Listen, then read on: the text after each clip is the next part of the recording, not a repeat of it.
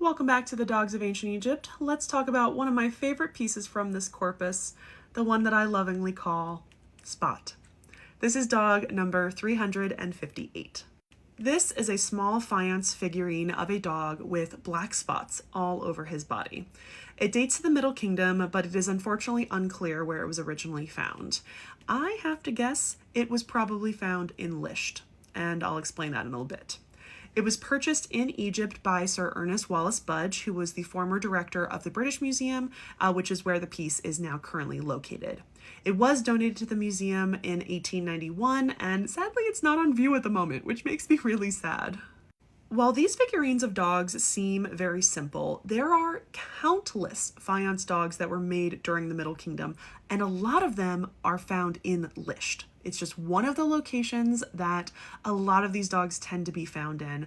Unfortunately, when that was excavated, it's a little bit unclear on kind of where they were found and what they were found with to give us more context to them, but it's interesting that there is such a large production of these pieces, and they're not all the same. So you can kind of tell they're not all made by the same mold, but they are definitely made maybe possibly by the same workshop. All the dogs tend to be in this similar style.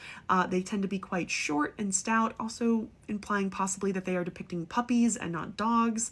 They have these tiny, tiny little short lop ears and this slightly curling tail.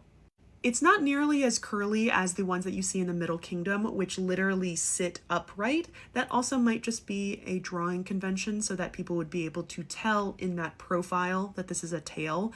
But they tend to look much different than those Old Kingdom dogs, but they also don't really look like the New Kingdom dogs either, who tended to have long saber-like tails, but they did have those lop ears.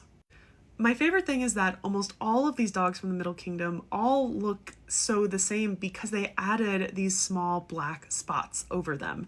And you have to imply that that probably is what the dogs were looking like that they saw in their everyday life.